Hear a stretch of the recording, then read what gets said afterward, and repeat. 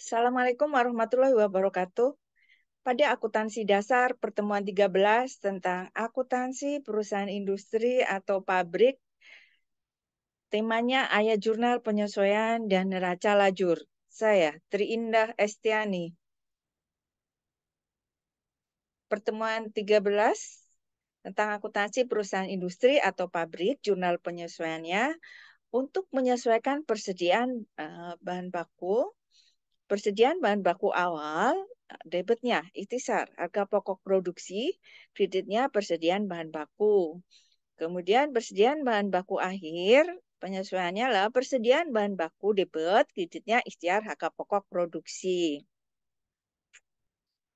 Untuk menyesuaikan persediaan barang dalam proses, debitnya persediaan barang dalam proses awal, untuk menyesuaikan persediaan barang dalam proses ya, kan ada persediaan barang dalam proses awal. Jurnal penyesuaiannya adalah debit, ikhtiar harga pokok produksi, kreditnya persediaan barang dalam proses. Kemudian untuk menyesuaikan persediaan barang dalam proses akhir, debitnya adalah persediaan barang dalam proses, kreditnya ikhtiar harga pokok produksi.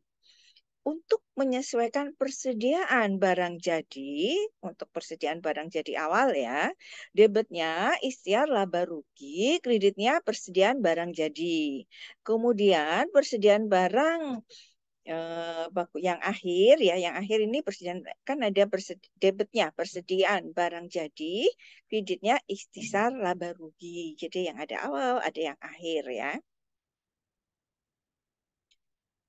Setelah memindahkan ke dalam neraca jurnal penyesuaian, kita pindahkan ke dalam neraca lajur. Neraca lajur adalah gabungan antara neraca saldo dan jurnal penyesuaian ya.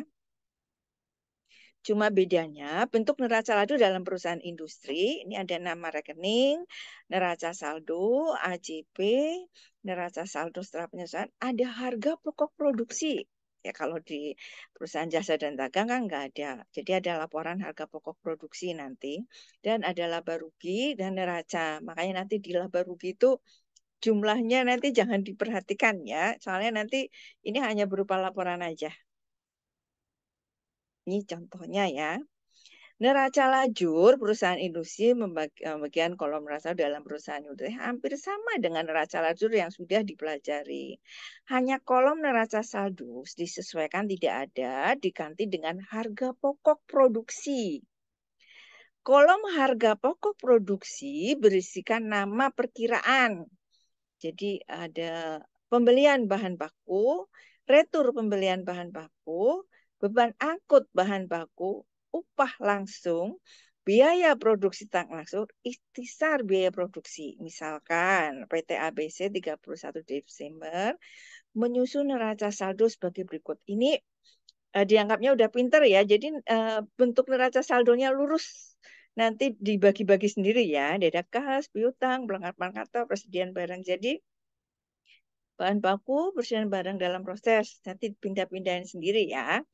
Mesin, akumulasi penyusunan penting, gedung pabrik, pokoknya semuanya nih sampai 516 nih ya, macam-macam nih udah dibikin, terus nanti dibagi-bagi mana yang debit dan mana yang kredit.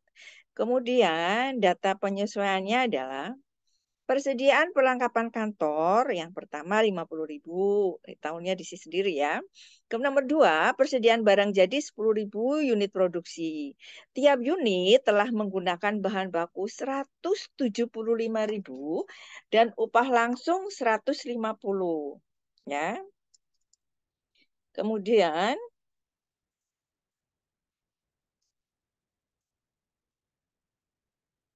persediaan barang dalam proses 2.000 unit produksi, tiap unit menggunakan bahan baku 110 dan upah langsung 60. Nomor 4, penyusutan atas mesin 165.000. Penyusutan atas gedung pabrik 100.000. Upah tak langsung yang belum dibayar 100.000. Kemudian persediaan bahan baku 700.000. Buatlah neraca lajur 31 Desember. Biaya produksi tak langsung yang ditambahkan ke dalam persediaan barang jadi dan persediaan barang dalam proses dinyatakan dengan persen dari upah langsung ya. Perhitungan harga pokok produksi untuk bahan yang berakhir pada 31 Desember. Oh, ini tahun 97 ya. Kemudian perhitungan laba rugi untuk tahun berakhir 31 Desember. Kemudian jurnal penyesuaian 31 Desember. Analisanya adalah seperti ini ya. Perlengkapan kantor yang ada pada 31 Desember menurut catatan sebesar 200.000, sedangkan perlengkapan kantor yang ada menurut fisiknya sebesar 50.000. Berarti ada pemakaian perlengkapan kantor selama satu periode sebesar 150.000 ya. Nah, jadi jurnal penyesuaian yang pertama kita lihat. Beban perlengkapan kantor debit ya 150.000, kreditnya perlengkapan kantor 150.000 ya. Kemudian yang kedua, untuk menjawab yang kedua, untuk menghitung nilai biaya persediaan barang jadi pada 31 Desember terlebih dahulu harus menghitung biaya produksi per unit sebagai berikut. Tarif biaya produksi tak langsung ini 50% kali 50% dari upah langsung. Biaya produksi tak langsung yang dibebankan ke dalam barang jadi adalah 50% kali 150 kan sama dengan 75 ya. Biaya bahan baku tadi 175, upah langsung 150, biaya produksi tak langsung 75 ya. Jadi biaya produksi per unitnya totalnya 400. Nilai persediaan barang jadi 31 Desember atau akhir itu 10.000 kali 400 nih ya. Jadi 4 juta. Ini untuk yang persediaan akhir ya. Kemudian untuk persediaan, ini untuk persediaan jurnal penyesuaian yang untuk persediaan akhir kan jadi 4 juta. Untuk persediaan yang awal kita ngelihatnya di neraca saldo ya. Jadi ikhtisar laba rugi ini awal debitnya 3.500.000, kreditnya persediaan barang jadi 3.500.000. Kemudian yang akhir tadi kan dihitungnya 4 juta ya, persediaan barang jadi 4 juta, kreditnya ikhtiar rugi laba 4 juta. Kemudian yang nomor 3 ini juga ada di neraca saldo. Yang awal ya, ikhtisar biaya produksi 500.000, kreditnya persediaan barang dalam proses 500.000. Kemudian menghitungnya bagaimana yang nomor 3, yang B ya. Untuk menghitung nilai biaya persediaan barang dalam proses 31 Desember, terlebih dahulu harus menghitung biaya produksi per unit. Biaya produksi tak langsung yang dibebankan ke dalam barang dalam proses kan 50% kali 60, jadi 30. Biaya bahan baku itu 110 ya, upah langsung 60, biaya produksi tak langsung 30. Jadi jumlahnya kan 200. Nilai persediaan barang dalam proses pada 31 Desember atau persediaan akhir 2.000 kali 200 atau 400.000. Jadi yang ketiga yang B, yang akhir, persediaan barang dalam proses 400.000, kreditnya ikhtisar biaya produksi 400.000 ya. Kemudian yang keempat kita lihat yang keempat. Penyusutan mesin 165.000 akan mengurangi harga perolehan mesin. Pengurangan harga perolehan mesin dicatat di kredit dalam perkiraan akumulasi penyusutan mesin. Jadi AJP-nya adalah beban penyusutan mesin 165.000 debit, kreditnya akumulasi penyusutan mesin sebesar 165.000. Kemudian yang nomor 5, penyusutan gedung pabrik, otomatis gedung pabrik ya, 100.000 akan mengurangi harga perolehan gedung pabrik. Pengurangan harga perolehan gedung pabrik dicatat di kredit dalam perkiraan akumulasi penyusutan gedung pabrik. Maka yang nomor 5, AJP-nya adalah debit, beban penyusutan gedung pabrik 100.000, kreditnya akumulasi penyusutan gedung pabrik 100.000. Kemudian yang nomor 6, upah tak langsung yang belum dibayar mengakibatkan bertambahnya upah tak langsung dan utang upah tak langsung masing-masing sebesar 100.000. Maka AJP-nya adalah upah tak langsung 100.000, kreditnya utang upah 100.000. Kemudian nomor 7, persediaan awal bahan baku sebesar 800.000. Ini ada di neraca saldo ya, yang 800.000. Harus dikeluarkan, kemudian diganti dengan persediaan bahan baku akhir sebesar 700.000. Jadi AJP-nya yang 800 itu tadi ikhtisar. Biaya produksi 800.000, kreditnya persediaan bahan baku 800.000. Kemudian AJP yang kedua, persediaan bahan baku 700.000, kreditnya ikhtisar biaya produksi 700.000. Lihat nih, persediaan bahan bakunya kan di yang pertama 7A ini kreditnya, kredit yang awal ya, kan di kredit 800.000, kemudian di akhir di debit persediaan bahan bakunya 700. Jadi persediaan bahan bakunya tersisa 100.000 ya. Kemudian kita pindahkan AJP tadi yang 7 itu, kita pindahkan ke dalam neraca lajur. Tadi kan sebelumnya neraca saldonya kita pindahin ya masing-masing. Mana yang di debit dan mana yang kredit. Kan udah pinter ya, kemarin katanya ditanya udah bisa. Ya udah pindahin sendiri ya. Kemudian kita masukkan ke dalam AJP-nya ya, setelah masing-masing tadi KJP-nya, debit, beban perlengkapan kantor. Debit 150.000 ya. Ini yang pertama beban. Kreditnya perlengkapan kantor 150.000. Kita ngelihat ke bawah 150.000 nih perlengkapan kantor ya. Debit, beban perlengkapan kantor ini kan debit 150.000, lihat ke bawah. Kemudian perlengkapan kantor ke atas 150.000 ya kreditnya. Kemudian nomor 2, ikhtisar rugi laba. Ikhtisar rugi laba 3.500.000 debit, kreditnya persediaan barang jadi. Kita ngelihat ke atas persediaan barang jadi. Persediaan pasti di atas. 3.500.000. Kemudian persediaan barang jadi 4 juta debit, kreditnya ikhtisar rugi laba 4 juta. Kemudian ikhtisar biaya produksi, ikhtisar biaya produksi atau ikhtisar pabrikase atau biaya produksi sama pabrikase sama aja ya.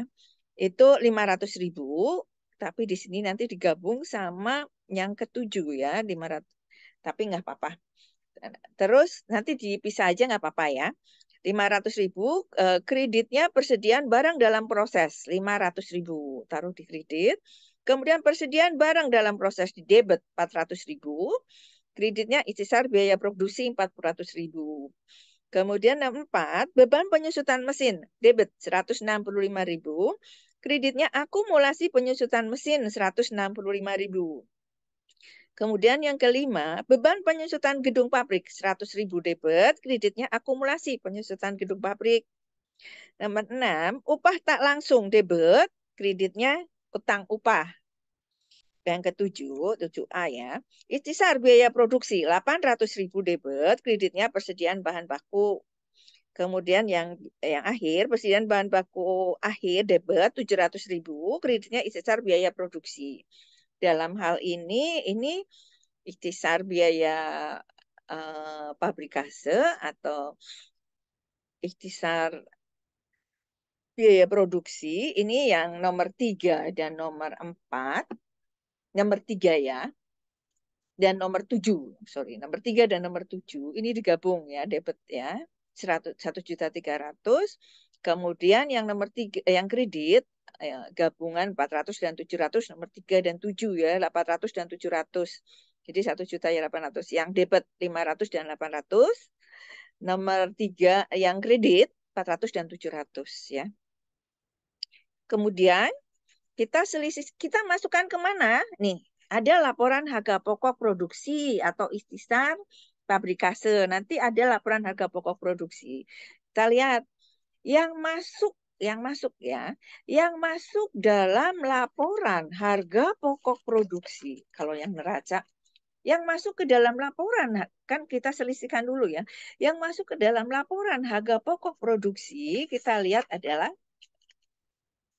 di nomor rekening, nama rekeningnya, nama rekening yang 500 nih ya, 500 sampai 507 Dan 509 ini masuk laporan harga pokok produksi. Jadi apa aja? Yuk 500. 500 itu adalah pembelian bahan baku, retur pembelian bahan baku, beban angkut bahan baku, upah langsung, upah tak langsung, kemudian beban pemeliharaan mesin, beban penyusutan mesin, kemudian beban penyusutan gedung pabrik, tapi yang pemeliharaan gedung pabrik, beban pemeliharaan gedung pabrik 508 ya. Beban sebentar. Beban pemeliharaan gedung pabrik ini 508 ya. Kemudian ikhtisar pabrikase 509 ya. Jadi 500 sampai dengan 509 ya. Tapi kemudian manakah yang merupakan laba rugi? Kalau yang merupakan laba rugi ini adalah penjualan. Kita lihat penjualan. Penjualan itu 400 ya, di nomor rekening 400. 400 sampai 401. Penjualan, retur penjualan itu masuk laba rugi ya. Sampai dengan 510 ini. 510 itu ikhtisar rugi laba.